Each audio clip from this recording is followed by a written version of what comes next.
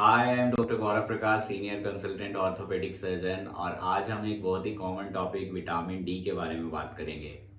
तो vitamin D, इसकी deficiency बहुत ही कॉमन है और आजकल बहुत ज़्यादा पाई जाती है।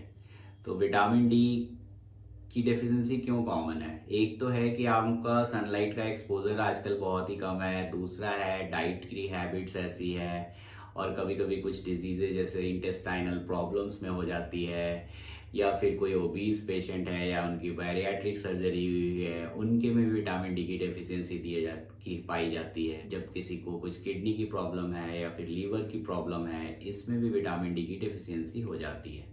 विटामिन डी क्यों इम्पॉर्टेंट है? तो विटामिन डी की इम्पोर्टेंस इसलिए है कि विटामिन डी एक कैल्शियम और फास्फोरस, दो मिनरल्स की मेटाबॉलिज्म का बैकबोन है हमारी बॉडी में। तो विटामिन डी की कमी से इनकी मेटाबॉलिज्म जो है डिस्टर्ब हो जाती है और आपके बोन्स में प्रॉब्लम हो जाने लगती है, जैसे कि रिकेट्स हो सकता है, आपको ऑस्टियोमलेशिया हो सकता है। विटामिन डी आपके कैल्शियम के एब्जॉर्प्शन को भी अफेक्ट करती है, और इसकी कमी से कैल्शियम का एब्जॉर्प्शन घट जाता है और बॉडी में डिफिशियंसी होने से कारण ऑस्टियोपोरोसिस हो जाती है। तो ये तो मेन बोन की रिगार्डिंग हो गई विटामिन डी के फैक्टर्स। अब विटामिन डी के और भी बहुत सारे फायदे हैं, जैसे वो हार्ट डिजीज को प्रिवेंट करती है, आपको हाइपरटेंशन से बचाती है, आपको डायबिटीज से बचाती है, आपकी इम्यूनिटी को बूस्ट करती है, और कुछ कुछ कैंसर जैसे colon cancer, breast cancer, prostate cancer, इन सब से भी आपको विटामिन डी बचाती है। विटामिन डी की डेफिशिएंसी को प्रिवेंट करने के लिए क्या करना पड़ेगा?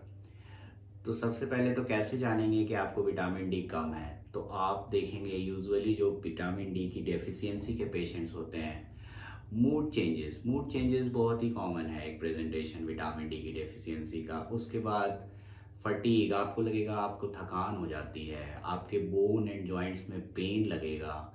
लो बैक पेन भी एक प्रेजेंटेशन है विटामिन डी का। वीकनेस भी एक प्रेजेंटेशन है विटामिन डी की डेफिशिएंसी का। तो ये सारे सिम्टम्स विटामिन डी की डेफिशिएंसी को रिप्रेजेंट कर सकते हैं।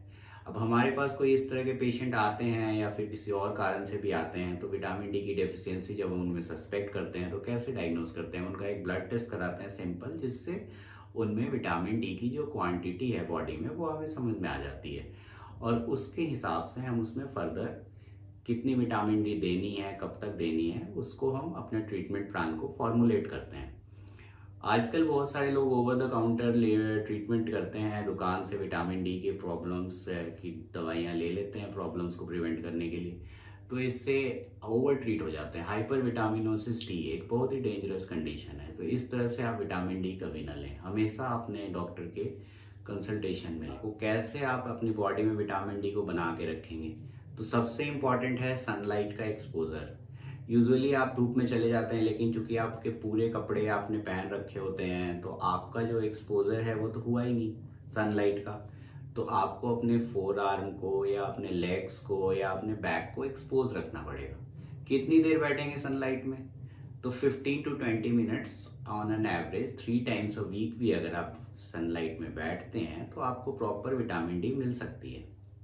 दूसरा, डाइट में क्या चेंजेस करें? अगर नॉन वेजिटेरियन है तो फिश लें, एग लें।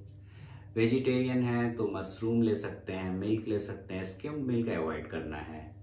उसके बाद बटर है, पनीर है, टोफू है, सोयाबीन है, ब्रोकोली है, बहुत सारी चीज़ें आप ले सकते हैं।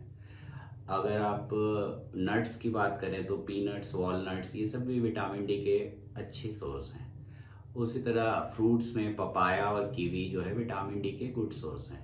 तो इन सब को अपनी डाइट में आप रखें और सनलाइट का एडिक्वेट एक्सपोजर लें, तो आपको विटामिन डी की डेफिशिएंसी को आप बहुत ही ज़्यादा प्रिवेंट कर लेंगे।